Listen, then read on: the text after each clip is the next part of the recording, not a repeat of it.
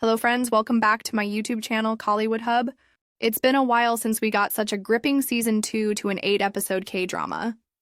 When Weak Hero Class 1 came out, it became the talk of the town thanks to how it mixed school violence themes with powerful action sequences that were well shot, and felt like they came directly from the pages of the webtoon it was based on.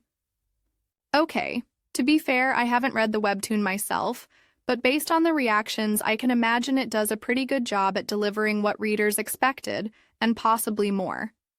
Weak Hero Class 2 takes everything one step further, possibly deviating from the original script to give us the same thing at a much bigger scale.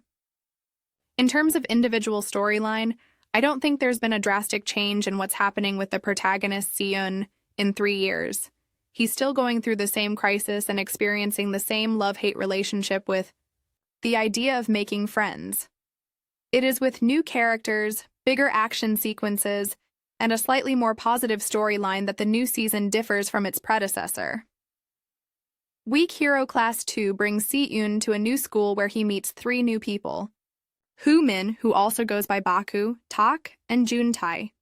In a similar way to the first season, where Geum Seong-je is the starting point of the friendship, Jun-tae is the source of the bonds that are formed in Season 2.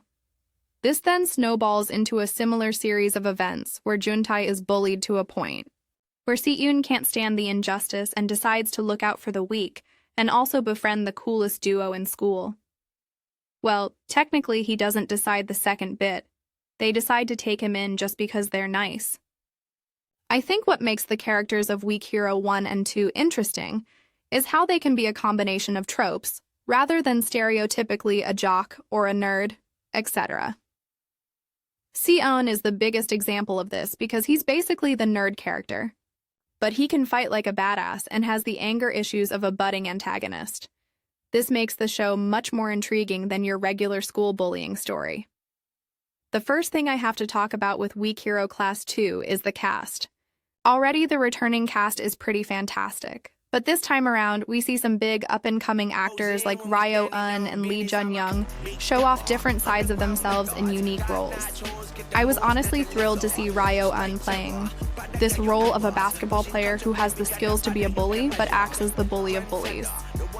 He's got a really commanding demeanor for this role, very contrasting to what he did in Twinkling Watermelon, reminding us that he's headed for superstardom. Speaking of, it's also lovely to see him reunite with his dad, Choi Hyun-wook, even if he's in a comatose state. For those who don't know, they played dad and son in the time travel show Twinkling Watermelon. Of course, Park Ji-hoon is absolutely fantastic as Si-eun, the moving main lead who has no time for anything but studies and vengeance. He's always got venom in his eyes and is never here to play. In all honesty, I don't think I can remember this boy's 101 days because I can't see him as anybody other than Si-eun now.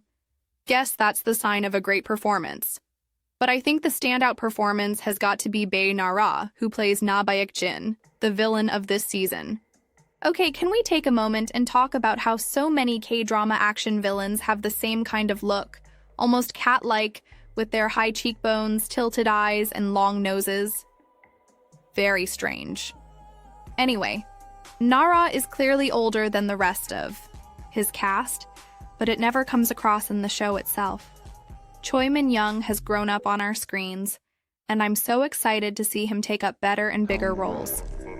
In all honesty, I want to be mad that there's literally just one female character in this whole season, and that's Si-eun's mom, meaning this show doesn't even have a single conversation between 2 female characters, but I've liked it so much that I almost forgot that it's not clearing the Bechdel test, which I personally find very important.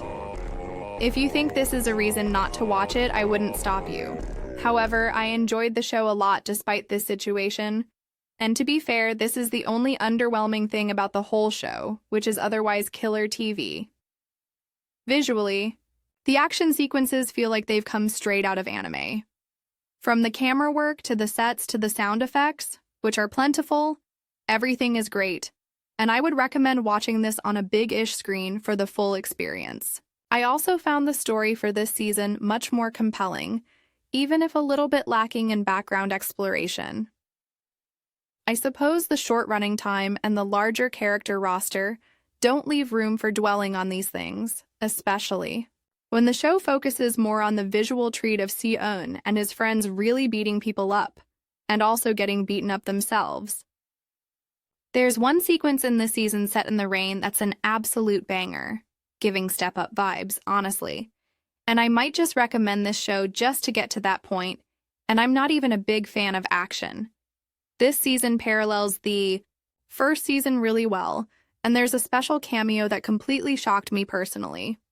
Additionally, the return of some old characters is completely unexpected, but very exciting.